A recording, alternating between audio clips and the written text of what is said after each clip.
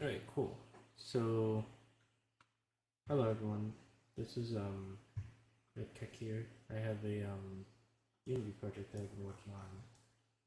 That I've decided to post. I feel like I've made a good amount of progress on it.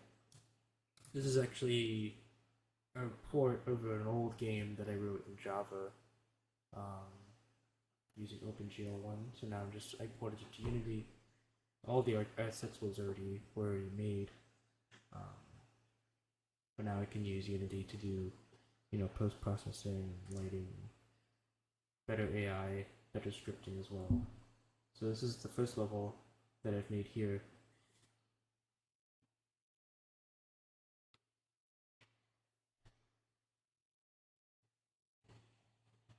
As you see, like, go to the window now. Get down to business. So it's a pretty like basic RPG kind of combat game. You have some items down here that you can use. You have mana, you have health, you have stamina, so you can like attack with your sword, or you can fire a fireball.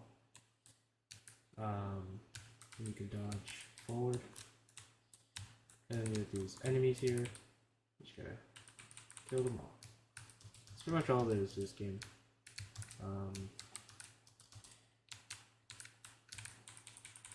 The main thing that I wanted to get a good grasp on in Unity was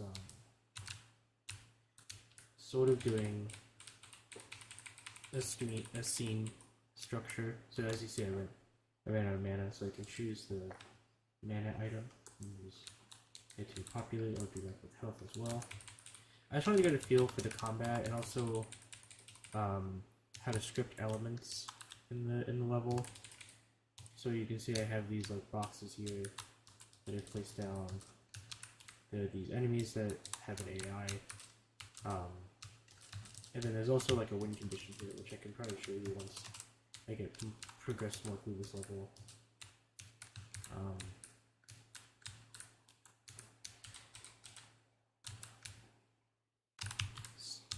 But I don't have any mana. This is actually good. So I do want to get in there, but as you can see, it's not currently possible. But let's see if I can get some here. Oh jeez. I think the combat in this game is pretty good. I don't know if the AI is too hard, but it's a good like. I think the issue too is just the fact playing on keyboard makes it hard, and I think the attack range for enemies is too big. And they're also really fast. Yeah, I'm about to die. I don't have any way I could probably win this. Looks like... I guess I can make the bug here. Just expand this. Okay, so I got some mana. Use that to kill this guy. He didn't drop anything. Cool. Okay, he dropped some more mana. Go ahead and use those up. Oh shit, I just wasted all of that mana. Ah, I died. But that's the main thing I was also trying to get working is the original scripting scene sort of API that we had. So the way that we had this, I guess the best way to show you is to show you the original like intro scene. So this is the like scene that the original demo in Java was programmed with. And I wanted to make something similar in Unity with a nice clean API that sort of resembles like a scripted scene. Let's turn on the audio.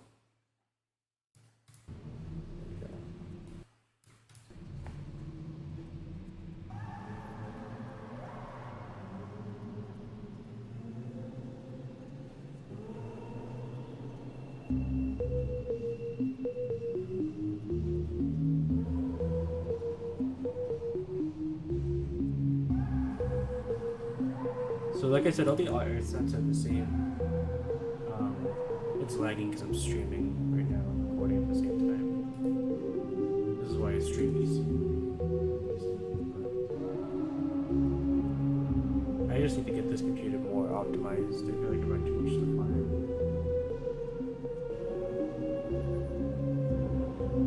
So I do have to fix this line up here, but it should be pretty easy to fix. I forget what happens here. Oh, right here.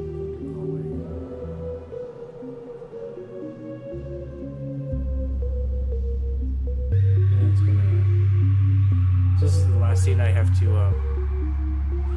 You can actually see like the AI is like running in this. But yeah, that's the like the intro that the original demo had, and the goal that I had was I wanted to port that over in a seamless way. So each Unity scene has this scripted scene object, which has just a script that pretty much describes like how this scene is going to play out. So I can show you what that looks like right here. We can zoom in a little bit for the stream because I know you guys probably.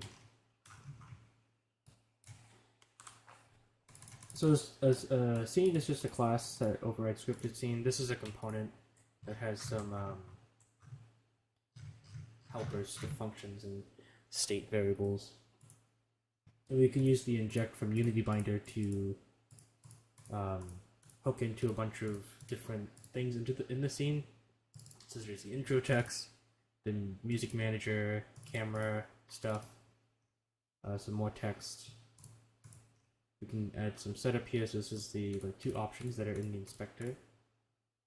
And this is the only function in the class, which is onSceneBegin. And then it's a generator function. So this means that whenever you do yield return, it waits for this action to complete before going on to the next steps. But it doesn't halt the like game thread. So this will wait in the background. But execution of this is in the game thread, so you can do whatever you want. You can play clips, change values and things without having to worry about, oh, am I outside of the game thread, or like, can I do like texture stuff? Like, no, this is all in the game thread. It's all in the game thread.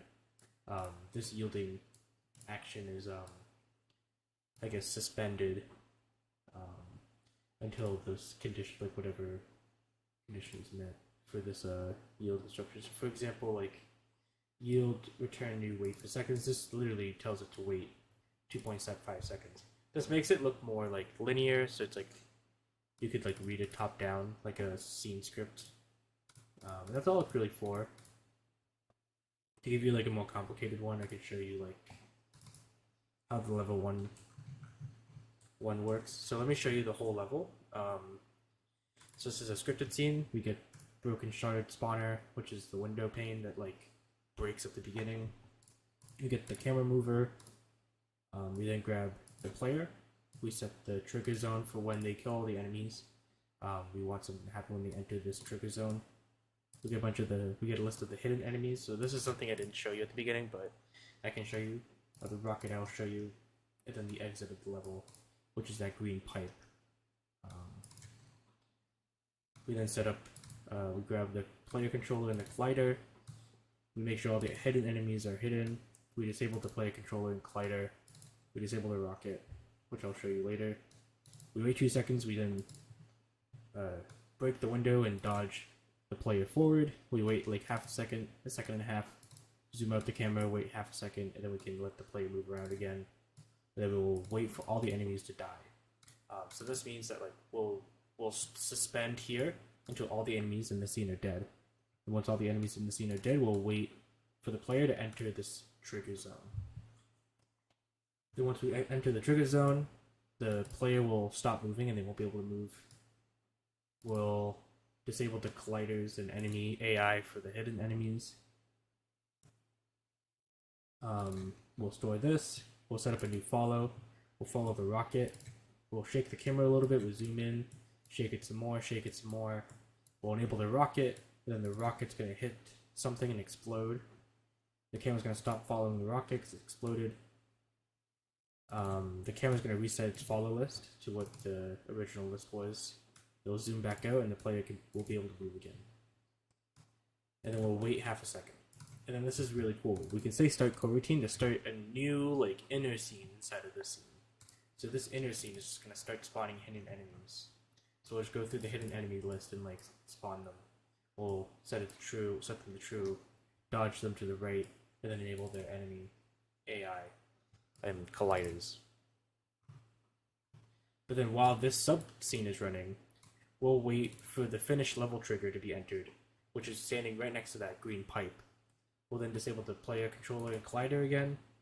We'll make sure Farron is walking. We'll walk to the exit waypoint. We'll wait for him to get there. Farron will face right. Wait 2.5 seconds. He'll then dodge into the pipe.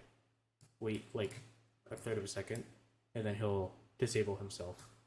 The camera will fade to black, and then we'll wait half a second, and then we should maybe switch, go to level 2.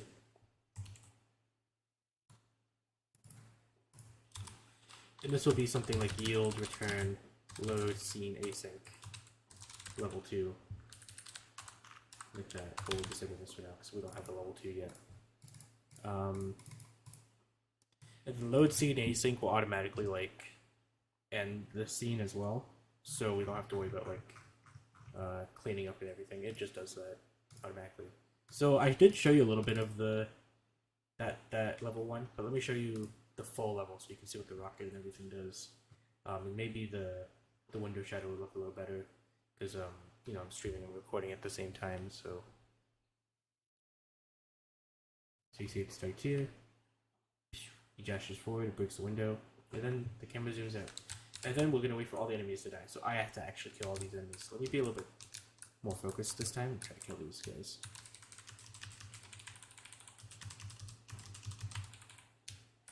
I think one thing I should add too is like knockback. I think that's what this is missing. Because I should be rewarded for like hitting them first, you know? But it seems like if I hit them first, it doesn't mean anything, so I'm more inclined to like kind of sneak up on them and hit them, and then run away. Which, it is fun, but, you know, it's kind of hard. So I gotta get more mana. Okay, let's recharge this. But wait, let me try to get like... That's weird how he doesn't see me. What? Okay, that was odd. Let me grab those items. God. No, God, I wasn't. Yeah, this definitely needs knockback. That's what's missing, I think. Is like the ability to try to like knock them back and then keep pushing forward. I don't know what else there is, but yeah, it's just stamina. I'll also activate the stamina. Try to like dodge around these guys. But I just need to get one like guy. That's kind of cheating, but you know, we gotta do what we gotta do. So let's go on mana. Just fire. Let's fire this. Okay. I don't think I have any more mana.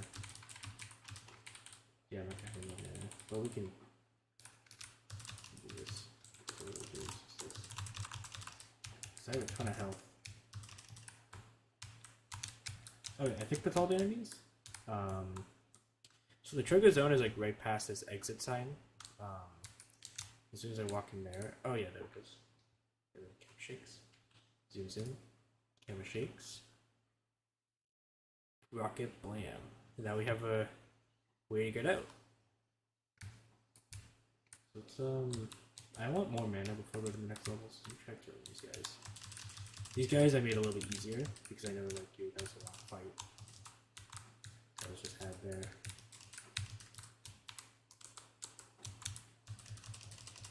I hope these guys drop something, that'd be nice. Okay, 1 health pot. That wasn't really worth it, but you know. We then go in here, this is the second trigger. He then comes right. He jumps right in and goes face to black. So now what I want to do is I think you saw in the other scenes there's this Farron character.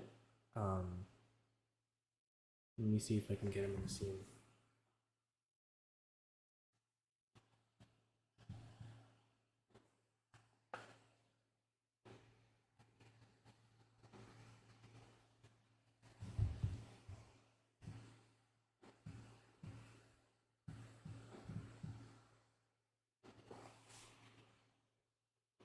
Okay, I think it's finished loading. So let's prefabs characters. Oh, I'm sorry, Jeremiah. There's this other character. Let's put him in the scene. I'm gonna put him next to Farron. And I have to edit some of his settings as well. So here is Farron. This is supposed to be like the other character you can play as. And one of the game mechanics for Dissonance was you could switch between these two characters, and they have their own like health, inventory, and mana. There was no inventory in the original game, but yeah, they have their own health, mana, and inventory. And you press like a button to switch between them. So I want to add character switching now. First, I have to set up this Jeremiah script, and I think this also means I have to set up a player manager that sort of manages both the player instance, so like the device input or network input, because I do want to add co-op, and also which character they're currently playing as, and then if they have more than one character available, the ability to switch between the characters. So that's a lot, but I think we can definitely do it. Excuse me. First step is to just get the Jeremiah. I don't even know how you pronounce this character's name. To match the setup of Farron. So you can see he only has a character sprite, a waypoint on start, which we don't even want because we don't want him to be moving. To a waypoint, the players has to control this. So they have a character sprite, rigid body. They don't even have a box collider, so let's get up to par. So we don't even have a character. Oh no, we do have a character animator. So that's good. It's good. We have a rigid body, player controller, and player input. So these are the two things that we sort of want to be injected into the character at runtime, or disabled and enabled at runtime. That might be better. Let's do that actually, because then it's like they can be. Well, I kind of like that because I need it to be networked as well. I don't know if the player controller. Where's the player controller script too? So this uses the player controls,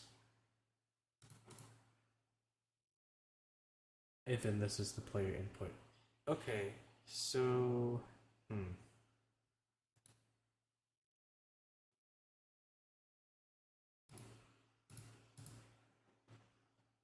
is this one needed? Are they both needed? Let me open input settings. Let me try something. I don't know if both of these are needed, or let's try it out.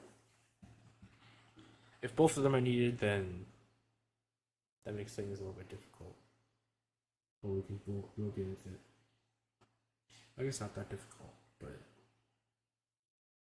I have a feeling they're both needed because I don't know. Oh no, it's not needed at all. Yeah, everything still works. Okay, that's cool. That's actually really cool. So then, got a message.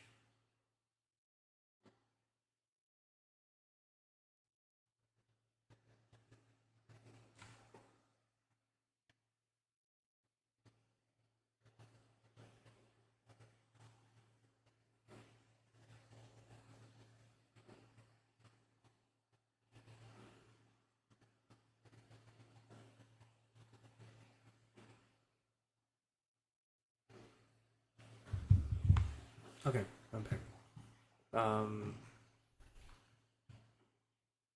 Yeah, so we don't need player input, that's good. I mean, it makes sense because it doesn't Oh, I see.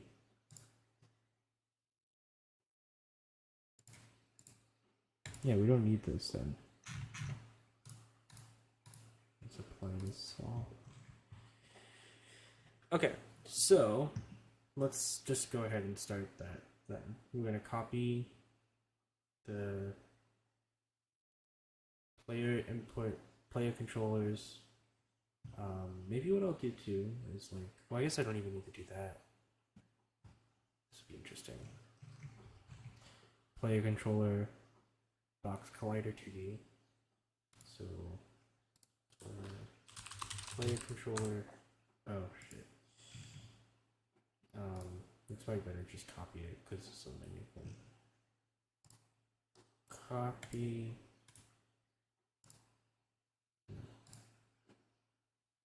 Paste component is new. And then he has a box collider as well. And the box collider is actually his only lower half to give it that illusion. So we're going to do the same for Jeremiah. Box collider 2D. And we're just going to make it his lower half, which will give it that nice perspective of like, you know, his upper body is not hitting certain things. Trust me, it looks good. It looks good. Sorting group. We don't actually need this either. But yeah, sorting group. So this is like what changes the depth layer, the Z layer, when they're over or under like certain things. So if he's behind this, then he'll like render behind it. But if he's in front of it, then he'll render in front of it. And then he needs an item inventory. So actually just copy this. And paste component as new. Jeremiah. Okay. Save this. And the other thing we have to change is the player here.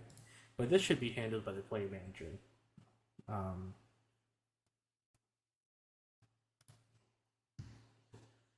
Let's go ahead and save everything we just did. So apply to all. Apply all. Save the scene. Okay, so let's get into some programming. So I think we're gonna want to make a player like player manager thing. So we'll call it by default called player. I'm gonna make a player manager.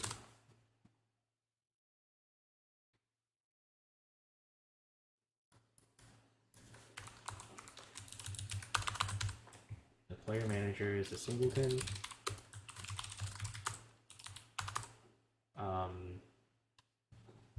And also the player manager is going to have a list of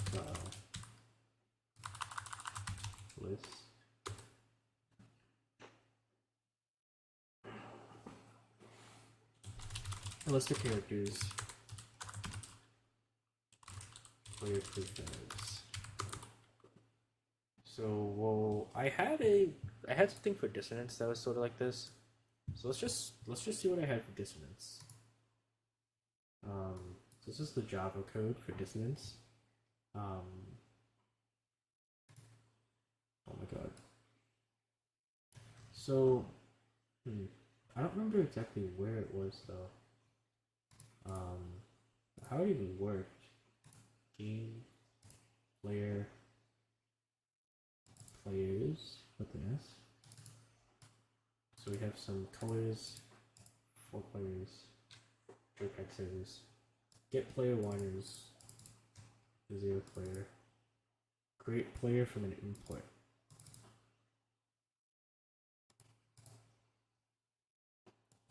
Create a new player with that input in a given number. Create player 1. And this like does the remove player, get open controllers, get player, get currently playing sprites, get players with input, get max player count,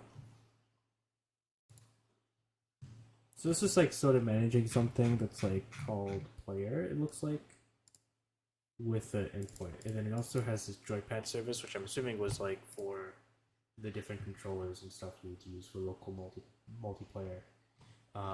But I think, what is this input class? Oh, it's an interface. Check movement, check keys, is moving, get name, update, is key pressed. Interesting. So let's go to the player class. This is kind of small. So we have an input, a number, and an input. The sprite, change sprite. Okay. So this change sprite. Deselect. What the fuck does that do? Stop following on deselect. Did anything use this?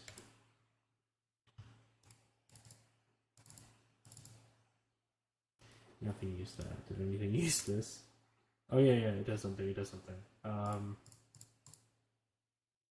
does something here.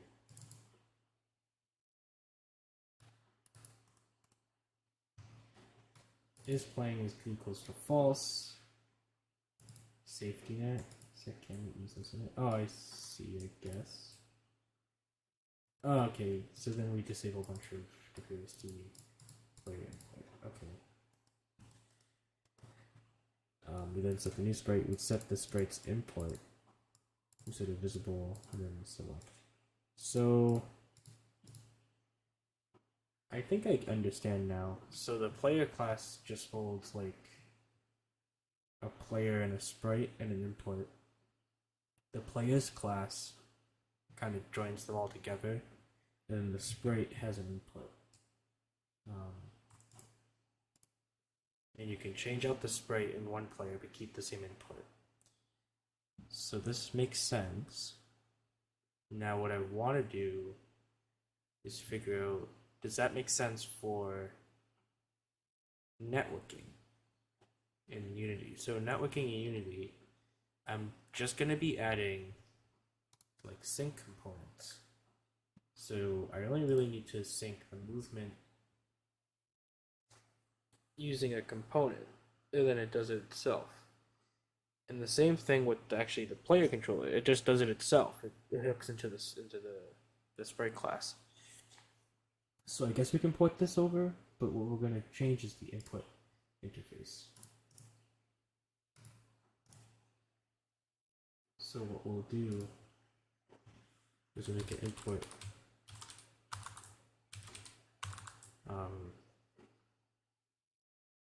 input setup interface, and we'll just say this input setup.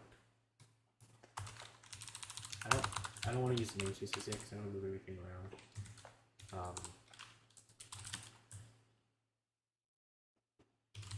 Setup input for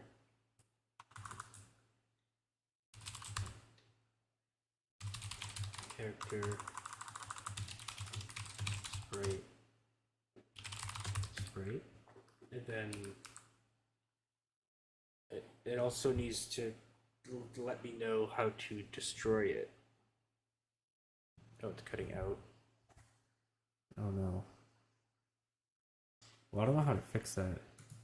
I don't know if that's just the computer or...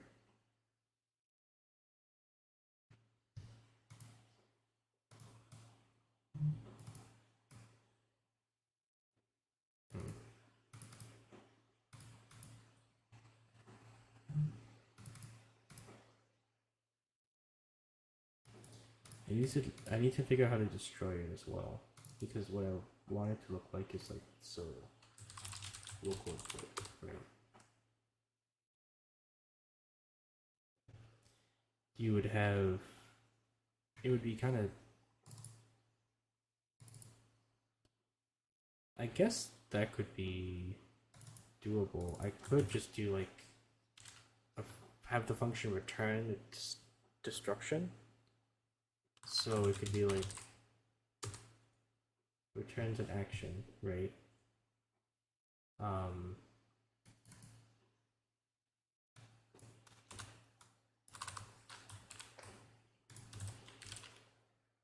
Input setup.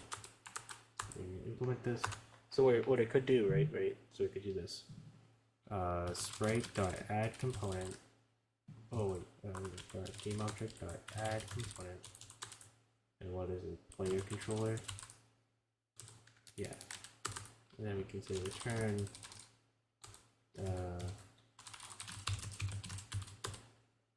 sprite.gameObject.remove var controller is that sprite.gameObject.destroy game object.destroy controller like this. So I think this actually works well, because then we can just replace this with the networking stuff, and then the destroying the or like resetting the input can happen. Yeah. So, and is it neat? Not really. But I feel like this is kind of odd.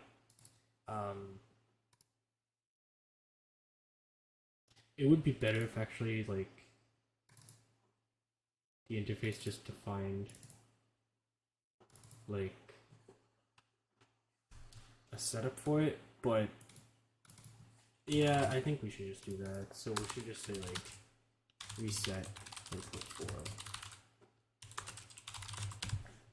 I think this is gonna just look better in the long run. Oh yeah, because this is void now. Get rid of this, get rid of this. So now we can just say var controller equals sprite.gameObject.getComponent player controller, then object.destroy controller. I think this is more readable. Like it's obvious this is for resetting, this is for setup. So now I think I want to make the player class, and the player class is going to hold a number than the current input they're using. I'll just rename this to input.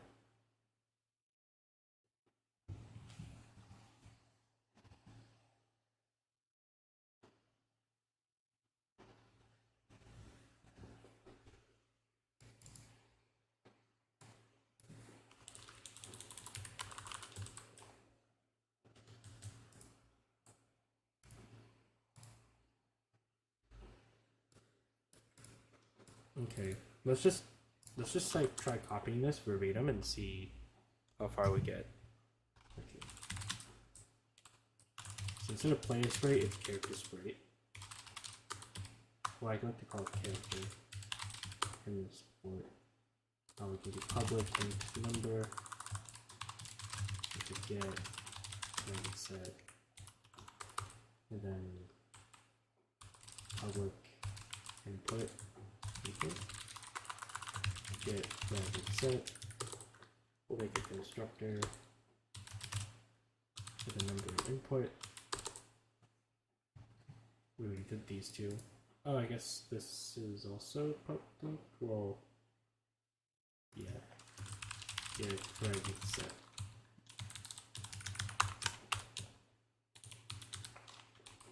Public void change sprite character sprite.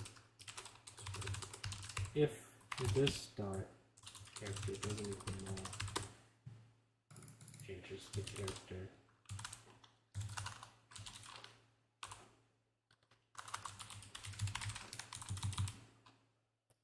So it calls deselect. I think what I want to do is say this dot input dot input for character to do call deselect. So deselect calls this to event trigger, which doesn't actually do anything. It stops following them. And then it sets this variable to false, as well as this variable. So we do this, we don't do this. So I guess what we could do, for the sake of matching the API, we'll say public player, current player, get primitive set, and we'll have a deselect method as well. Deselect.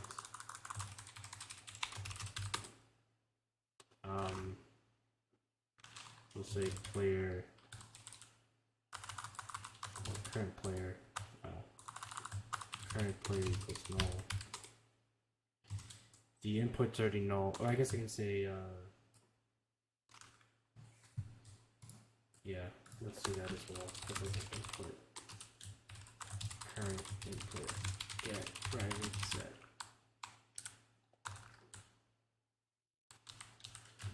Current input dot reset input for this, and current input equals null. We don't need to do this, we don't need to do this, we don't need to do this either. So you can also do camera follow, but do I have the camera thing at all? I don't. We can inject it from here.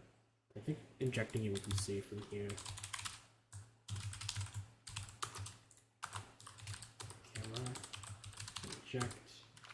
Because we're always going to have a camera with the camera mover, so we should be fine to do this. Camera move, camera dot stop following game object. So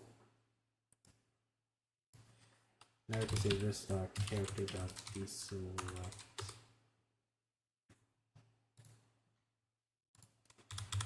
And then we'll say this dot character equals character.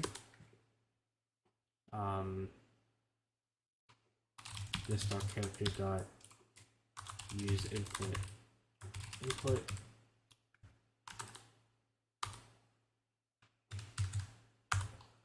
This dot current input equals input. This dot setup input.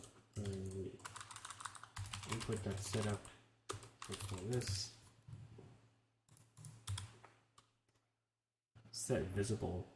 Yeah. Okay. We can do that. This dot character dot select. Yes.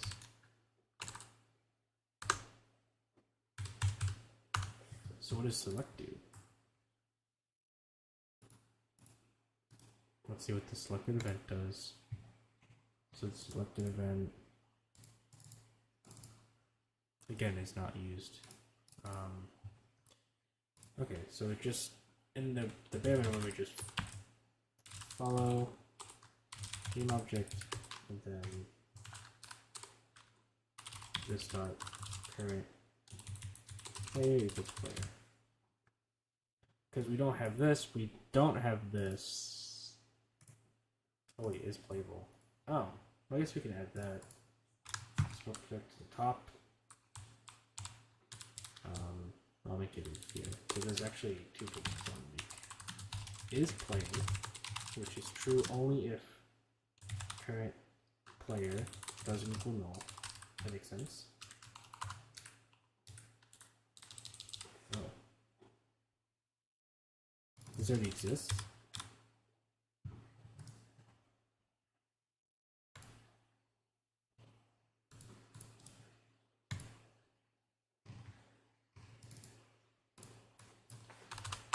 Yeah, that's not a thing. And then the other one I want to make is, where is this? Oh, here it is. Is playable, which is the same as this one. Return if current it doesn't equal null. So you can say if it is playable, the new argument description. This character has no input. camera follow, and then set the current player. Okay.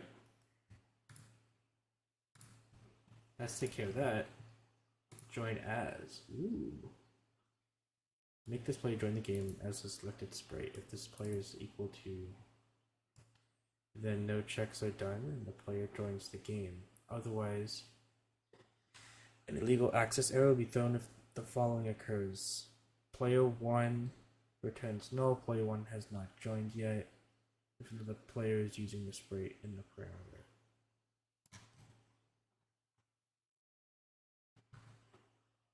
Interesting. And this join, get input is playing, then leave.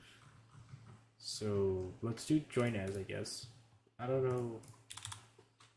So we'll join as character sprite character. Yeah, I don't know. That's odd. If this dot character does equal null, throw argue no exception. This player has already joined. Use the change sprite instead to change the player sprite.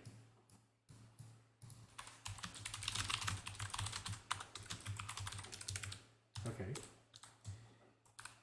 I mean that makes sense. Maybe this is for like the initial setup.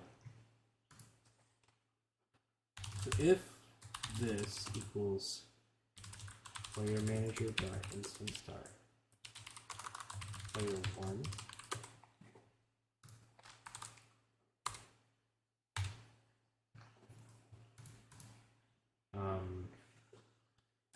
change sprite to character, else player equals player manager dot instance dot player 1 if player dot character equals null, throw new argument exception. You can't join if player 1 hasn't joined.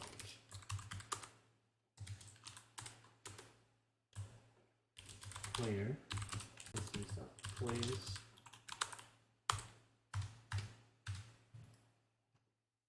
so I'm just polyfilling these variables in. They don't do anything yet, but this is what they'll be called. And we're just gonna find players for each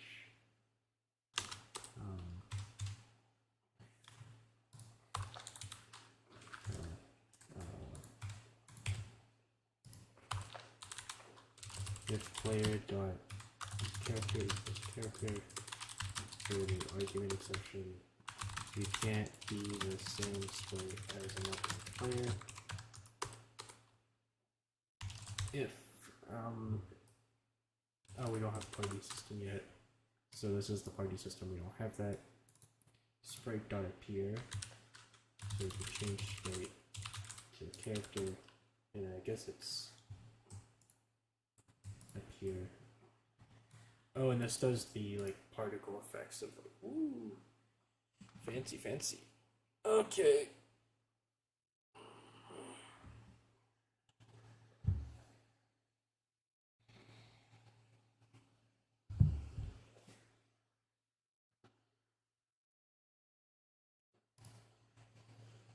What's the suggestion here? Oh, yeah, I like that better.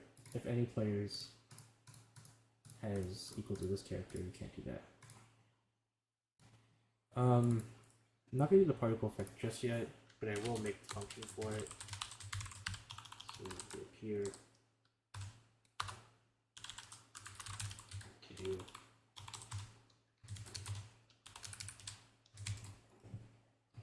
okay, and then there's also disappear. Now there's join. Public pool join. Player equals player manager dot instance dot player 1.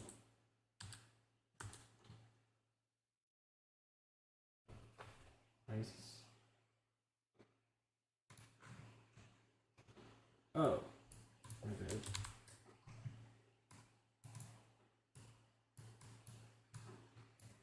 I don't know how that happened.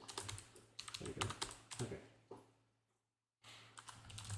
If player equals null, throw new exception. There is no player 1.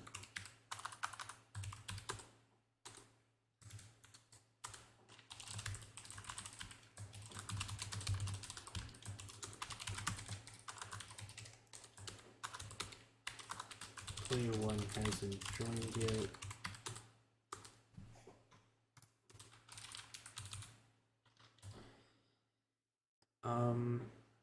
Oh, okay, then we're gonna pick a sprite.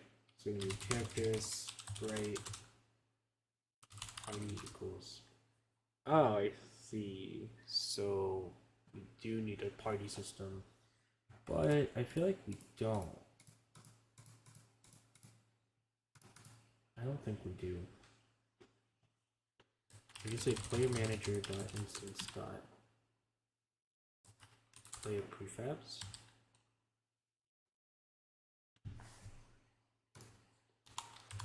Right? Uses.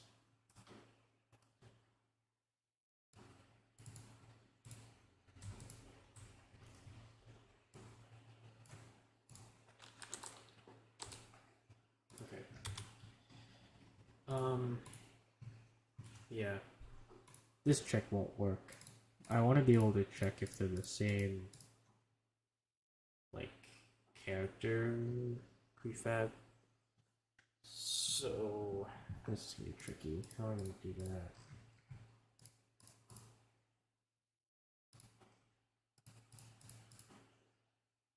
Because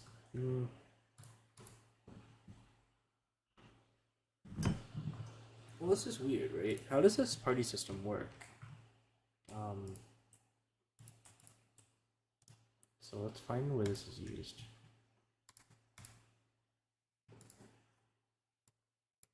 Controller input, keyboard input, player sprite. Join party. So this must be called by something, right?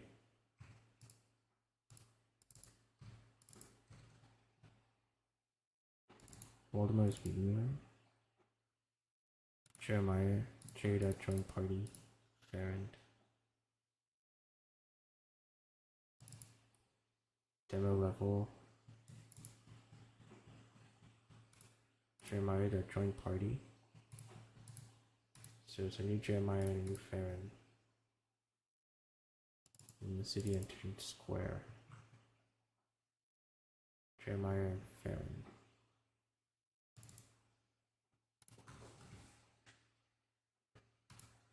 I wonder, is this used everywhere? This character sprite? I do remember this being like an issue back then, but I don't remember. Oh my god.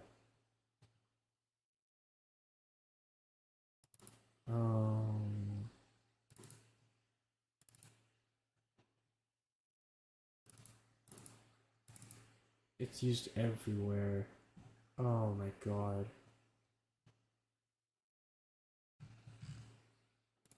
Wait, is this right?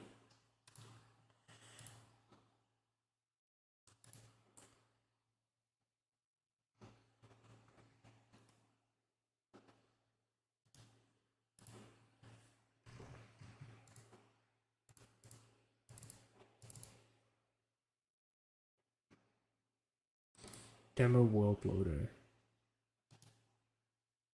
Oh, that is right. Yeah, because these are all. Wait. I remember now. So this world loader extends demo world loader, which has these static variables. So essentially, these sprites are being passed between worlds, which is super weird because I don't know how that would even work.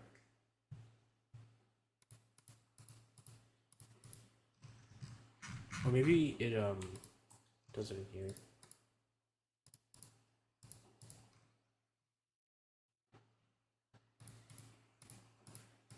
It does, yeah. So it automatically adds them and then updates the HUD in the world as well. That's crazy.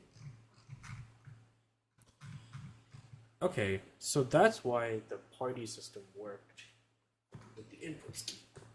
in with the input system, because those sprites were essentially like omnipresent throughout the game. Like it was the same class instance throughout the entire game. Whereas in this game, the character prefabs are all different between scenes, at least the instances of them. But I can see why that would be useful. Hmm. Do I want to preserve that? That actually might seem, that kind of seems OP. I kind of want to do that, but you know what? I spent an hour on this. Good enough for me. Good night, y'all.